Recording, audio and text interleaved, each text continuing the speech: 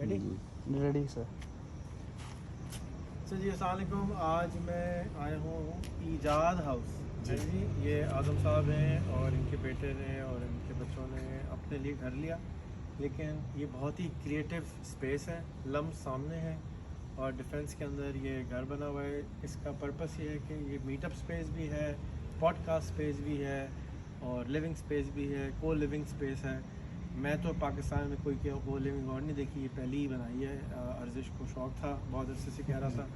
تو اعظم بھائی بہت مبارک ہو, چلیں اس کی سیر کریں. آئے جی یہ ڈی ایچ اے فیز 2 ہے. اچھا جی, لاہور. جی لاہور. اور یہ چھوٹا سا باغ ہے اس میں. جی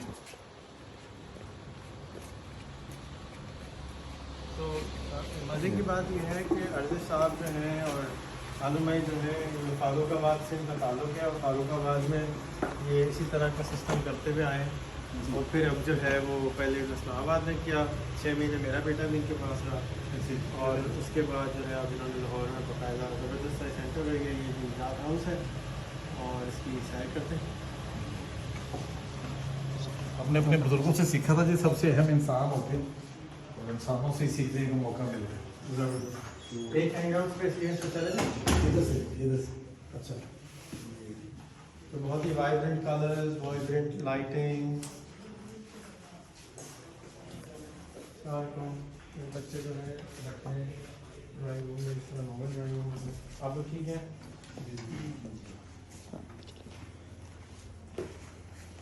پلاننگ چل رہی ہے ناروے, پاکستان ٹیکس سمٹ جو ناروے ہو رہا ہے اس کے لیے ضرور.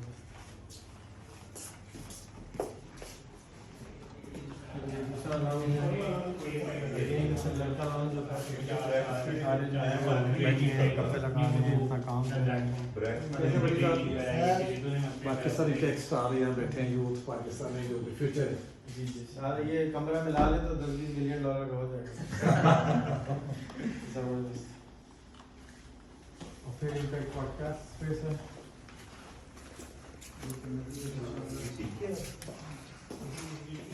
Very inspiring. جن لوگوں کو ملاقاتوں کا شوق ہے اور جو چاہتے ہیں کہ کام بھی کرتے ہیں, مل کے کریں, تو اس طرح کی اسپیس دوبارہ ضرور ہونی چاہیے. یہاں پر اگر آپ آ رہے ہیں Lahore,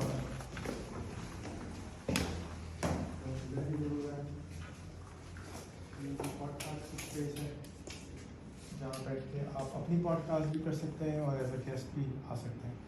one of the host یہ بیٹھے ہیں سپر اسٹار.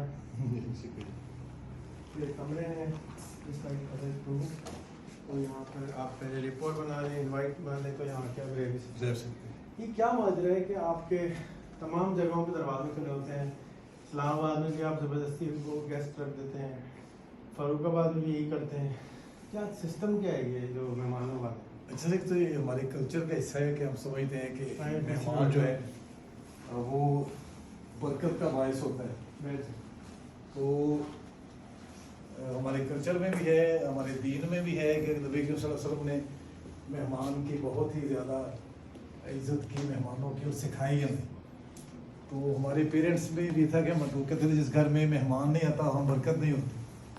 تو وہ ان سے سیکھا اور دیکھا, مہمان آتے تھے ان کے ہم اپنے بچپن میں خدمت کرتے تھے, اور وہ کہتے تھے کہ جو آپ کے میرے والد ہم کہتے تھے جو تمہارے سامنے بیٹھا ہوا بندہ ہے وہ کسی نہ کسی حوالے سے تم سے اچھا ہے, کیونکہ اسے کوئی ایسی ایک بات اس میں ہے جو تم میں نہیں.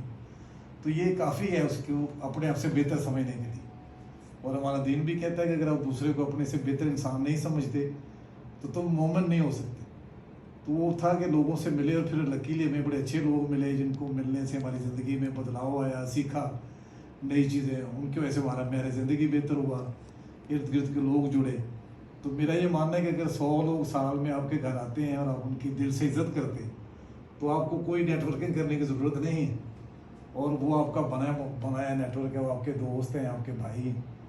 تو اگر فوری طور پہ کسی آپ کو فائدہ کسی سے نہیں بھی ہو رہا تو یہ ایک آن گوئنگ پروسیس ہے کہ اگر آپ کے دوست اچھے ہیں تو آپ کا کوئی بھی کام روک نہیں سکتا.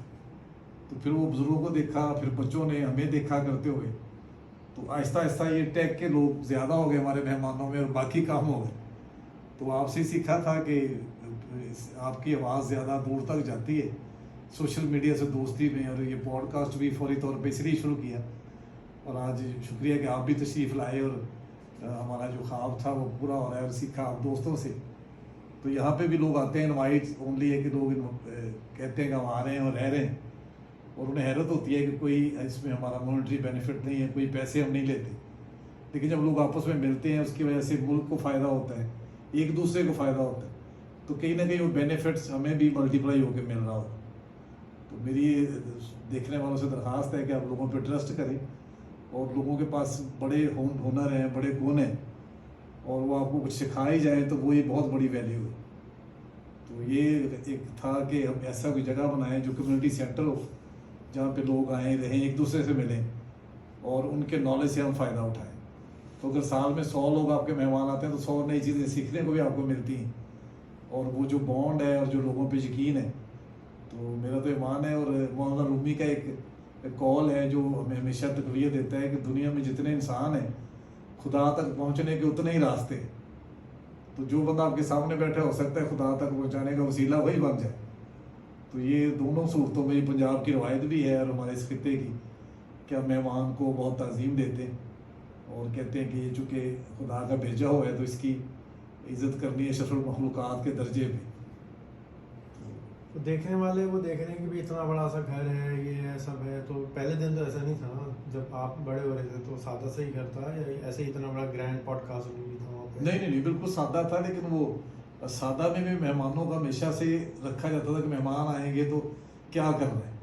मतलब मेरे दादा का दिल तरीका बड़ा होना चाहिए या घर? नहीं, दिल बड़ा हो जी, आइडियालॉजी बड़ी होती है हमेशा। मेरे दादा का मरहूम का कहना था कि घर से कोई बंदा खाली ना जाए, खासतौर पे बेटियाँ। तो हमेशा वो गिफ्ट दिया करते थे, आने वाले को रिस्पेक्ट देते थे, तो हमें भी लगता था ये बड़ा ज़रूरी है। तो जब मैं जंग में रोज़नामा जंग में नौकरी करता था तो मेरी माँ का भी इसरार होता था कि अपनी तनख्वाह के पैसों में से कोई गिफ्ट या सूट लेके आओ, जो बच्चियाँ हमारे घर आती हैं तो उनके लिए कुछ चीज़ें घर पड़ी होनी चाहिए। तो हमने हमेशा देखा हमारी माँ के पास घर में सूट मौजूद होते थे कि जो जोड़ा देना है किसी को ना, तो वो जो मोहब्बतें बांटती थी फिर हमने समेटी है अपनी ज़िंदगी में। और मेरे बच्चों का कहना है कि जब वो दुनिया भर में जाते हैं तो मेरे दोस्त उन्हें मिलते हैं। हालांकि मैंने ये सोच के कभी दोस्ती नहीं की थी, ना कभी मेज़बानी की, लेकिन दुनिया भर में हमें उससे ज़्यादा मिला, उससे ज़्यादा इज़्ज़त मिली।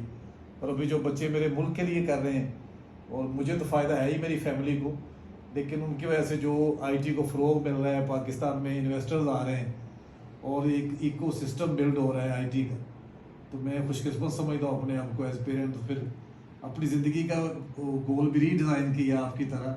आपने तो शुरू से ही किया था कि मैं पाकिस्तानी नौजवानों को डिजिटली इनेबल करना अपनी ज़िंदगी का अवलीन मकसद समझता हूँ, और उसके लिए मैंने अपनी शायरी को भी पीछे कर दिया, अपने शौक़ भी सारे वो कम कर दिए। इस तरह आपने भी एक मिसाल दी थी कि कोरिया में शायद उन्होंने कभी बाकी सारे रूम पे पाबंदी लगा दी थी कि सिर्फ इंजीनियरिंग पढ़ानी।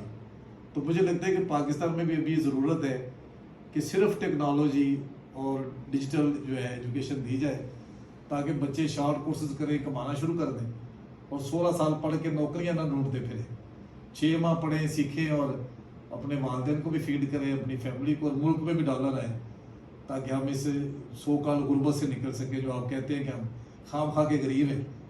तो आज एक नई चीज़ भी आपसे सीखी कि जो 1.5 करोड़ की गाड़ी मेरे बच्चों ने मुझे गिफ्ट की है, हो सकता है बेच के करोड़ का सोलर लगवा लूँ, ताकि सारा दिन AC चले, रात AC चले और लोग आके रहे। तो वो जो दिखावा समाज के साथ जुड़ा हुआ है, तो उससे जितना हम बच सकते हैं उतना कोशिश करेंगे कि नई चीज़ें भी सीखें। बहुत शुक्रिया आज़म भाई, दिल बड़ा रखने के लिए, दिमाग बड़ा रखने के लिए। खुश। और भी लोगों को चाहिए कि यहाँ आके ज़रूर देखें, और इस तरह के डेरे हमारे मुल्क में होते हैं। उसमें जो चीज़ की कमी है वो ये है कि कनेक्शंस की कमी है, पॉडकास्ट सेंटर की कमी है, उसको ऐड करें, क्योंकि डेरे पे लोग अच्छे ही आते हैं। तो जो भी आपके डेरा, और डेरा हमारा डेरा कह लें, बैठक कह लें, डिफरेंट प्रोविंसेस में डिफरेंट नाम है। हम एक दफ़ा इतना एक्साइट हुए थे, हमने डेरा.ऐप भी ख़रीद ली थी कि इसकी ऐप होनी चाहिए, क्योंकि सारे डेरे मियां लियाकत के डेरे गए शेखपुरा। हाँ जी। तो उसमें पॉडकास्ट रूम का फ़ायदा होता है कि आपका नेटवर्क एक्सपैंड हो जाता है। अगर 10,000 लोग भी देख लेते हैं तो 10,000 लोग आपका ट्रस्ट ट्रांसफ़र कर देते हैं। तो again fantastic job, thank you so much.